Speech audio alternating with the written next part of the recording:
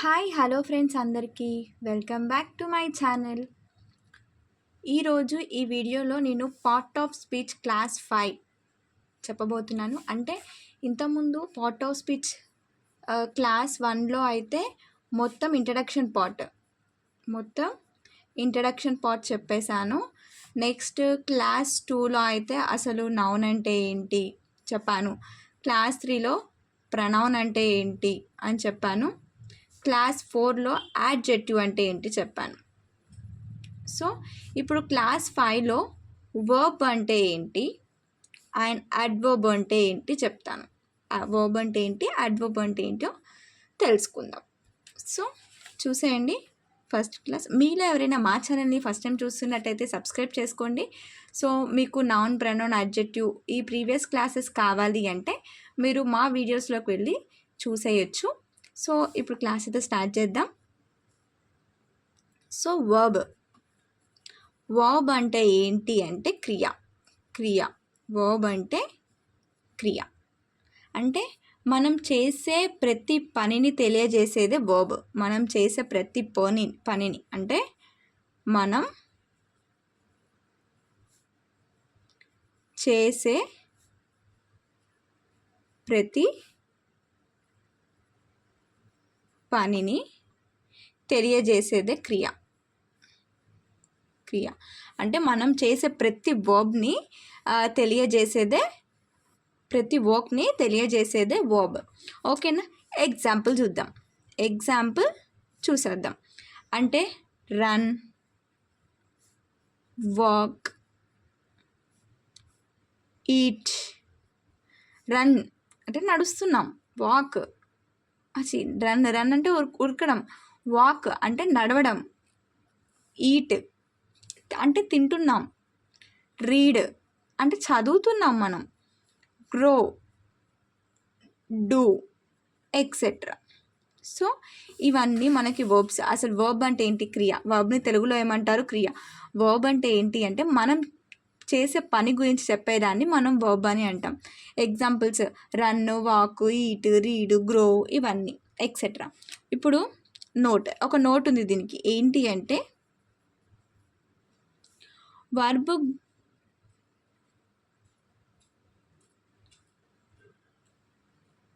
Verb గురించి tenses అనే చాప్టర్లో వివరంగా తెలుసుకుంటాం. ఓకేనా? వర్బ్ అంటే ఏంటి అంటే ఇక్కడ జస్ట్ వర్బ్ అంటే ఏంటి, మనం చేసే ప్రతి దాన్ని మనం వర్బ్ అని అంటాము. దాన్ని కొన్ని ఎగ్జాంపుల్స్ చూసుకుందాం. సో ఈ వర్బ్ గురించి మనకి టెన్సెస్ అనే టాపిక్లో క్లియర్గా మనకి వర్బ్ అంటే ఏంటి అనేది అర్థమవుతుంది.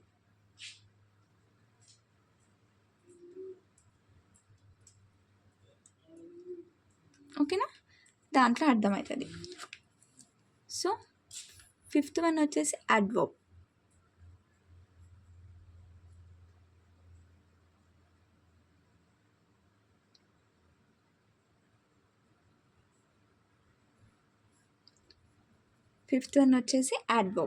అడ్వర్బ్ అంటే ఏంటంటే ఒక వర్బ్ యొక్క యాడ్జెక్టివ్ యొక్క గుణాలని మార్చి చేసేదే మనకి అడ్వర్బ్. ఓకేనా? అంటే ఒక వర్బ్ యొక్క లేకుంటే యాడ్జెక్టివ్ యొక్క గుణాలని మార్చి చేస్తే దాన్ని అడ్వర్బ్ అని అంటాం. సో ఓకేనా? ఒక వర్బ్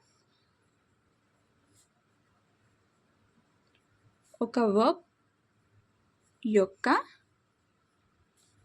అండ్ యాడ్జెక్టివ్ యొక్క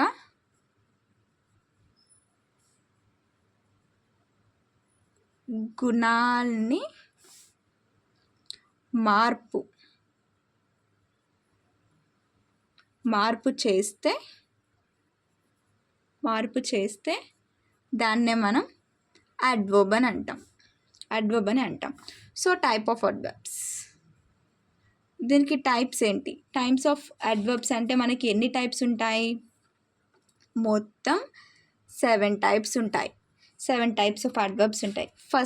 ఫస్ట్ వన్ ఏంటిది అంటే కాలానికి సంబంధించిన అడ్వర్బ్. ఫస్ట్ వన్ ఏంటిది? కాలానికి సంబంధించిన యాడ్వర్బ్. కాలానికి సంబంధించిన యాడ్వర్బ్ అంటే ఎగ్జాంపుల్ చూసేద్దాం. నౌ అంటే ఇప్పుడు, ఈరోజే కదా. నౌ అంటే ఇప్పుడే కదా. సూన్ అంటే ఏంటి, తర్వాత. సూన్ అంటే వెంటనే అలా. నెక్స్ట్ బిఫోర్ అంటే ఏంటి, ముందుగానే అలా. Next gain never,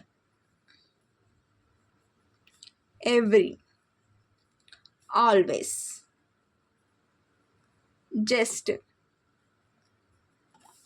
next already, early, late etcetera. అంటే టైప్స్ ఆఫ్ అడ్వర్బ్ అంటే ఏంటి అంటే, ఫస్ట్ వన్ కాలానికి సంబంధించింది. అంటే కాలానికి అంటే ఇప్పుడు జస్ట్ నౌ అంటే జస్ట్ ఇలా, రేర్లీ, దెన్ తర్వాత, ఇలాంటివన్నీ కాలానికి సంబంధించినవి. మనం ఫస్ట్ వన్ ఏంటిది, కాలానికి సంబంధించిన అడ్వర్బ్. సెకండ్ వన్ వచ్చేసి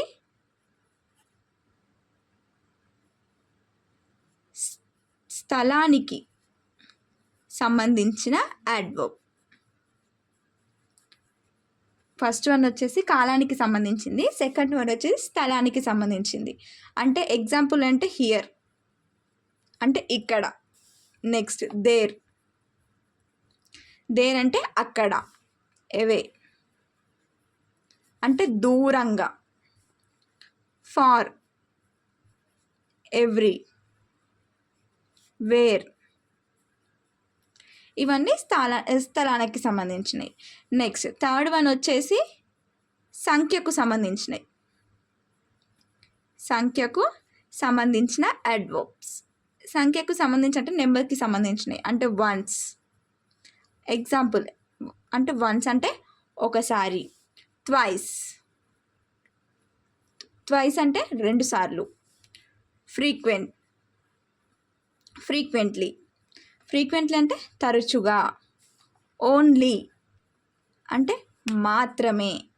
ఫాస్ట్లీ, సెకండ్లీ, థ్రైస్ అంటే 3 సార్లు అట్లా. ఓకేనా, సంఖ్యకు సంబంధించినవి. నెక్స్ట్ ఫోర్త్ వన్ వచ్చేసి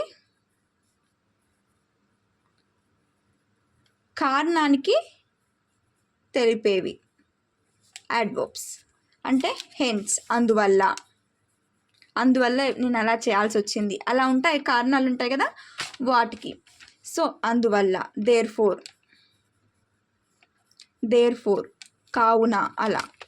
of course etcetera. Next fifth one వచ్చేసి ప్రశ్నలకు సంబంధించిన అడ్వర్బ్. అంటే వెన్, ఎగ్జాంపుల్ ఏంటి, వెన్, వేర్, వై, హౌ, ఇలాంటివి. నెక్స్ట్ సిక్స్త్ వన్ వచ్చేసి స్థాయిని తెలియజేసే అడ్వర్బ్స్. అంటే ఎగ్జాంపుల్ ఏంటి, వెరీ చాలా, టు చాలా, ఆల్మోస్ట్ దాదాపు, క్వైట్ పూర్తిగా, ఎనఫ్ చాలినంతగా అలా. ఓకేనా. నెక్స్ట్ సెవెంత్ వన్ వచ్చేసి గుణానికి సంబంధించిన అడ్వర్బ్స్. అంటే slowly, quickly and hardly. Next cleanly etcetera. ఇంకా ఉంటాయి చాలా. అంటే బ్రేవ్లీ, పార్టీలీ, హోల్లీ, క్లియర్లీ, శాండ్లీ, నియర్లీ, ఇలా చాలా ఉంటాయి. ఓకేనా. నెక్స్ట్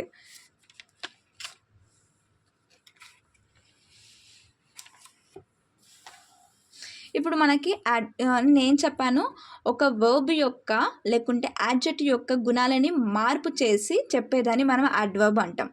అంటే యాడ్వర్బ్ను మరియు యాడ్జెక్టివ్లను వాక్యంలో కన్ఫ్యూజ్ లేకుండా మనం ఎలా గుర్తుంచుకోవాలి అంటే, ఇప్పుడు సాధారణంగా యాడ్జెక్టివ్ అనే పదాన్ని నౌన్కు ముందు ఉపయోగిస్తారు. ఓకేనా. సపోజ్గా యాడ్జెక్టివ్ అనే పదాన్ని మనం ఎక్కడ ఉపయోగిస్తాం, నౌన్కి ముందు ఉపయోగిస్తాం. ఓకేనా. Rama is a good boy. అంతేగా, రమ గుడ్ బాయ్, అంతే కదా. ఐ హ్యావ్, ఓకే, సపోజ్గా he is a clever boy. Clever boy నౌన్కు ముందు ఉపయోగించేదే కదా, సో ఇది యాడ్వర్బ్ అన్నట్టే కదా. ఇలా సాధారణంగా యాడ్వర్బ్ను వర్బ్ తర్వాత ఉపయోగిస్తాం. యాడ్వర్బ్ను వర్బ్ తర్వాత ఉపయోగిస్తాం అంటే ఎట్లా? He works hard, she works hard. అంటే ఈ వాక్యంలో హార్డ్ అనేది సాధారణంగా యాడ్జెక్టివ్ అని కన్ఫ్యూజ్ కావచ్చు, కానీ హార్డ్ అనేది ఇక్కడ క్రియ అంటే యాడ్వర్బ్ పనిచేస్తుంది, అంతే కదా. అలా ఇలా తెలుసుకోవాలి మనం, ఓకేనా. నెక్స్ట్ మీలో ఎవరైనా మా ఛానల్ని ఫస్ట్ టైం చూసినట్టయితే సబ్స్క్రైబ్ చేసుకోండి. నెక్స్ట్ క్లాస్లో నెక్స్ట్ ప్రిపోజిషన్ అంటే ఏంటి, ఇంటర్జెక్షన్ అంటే ఏంటి, కంజెక్షన్ అంటే ఏంటో తెలిసేసుకుందాం. మా వీడియోస్ మీకు నచ్చినట్టయితే మీ ఫ్రెండ్స్కి, రిలేటివ్స్కి అందరికీ షేర్ చేయండి. వాళ్ళకి కూడా కొంచెం యూస్ఫుల్ అవుతుంది, మాకు కూడా సపోర్టింగ్గా ఉంటుంది. బాయ్.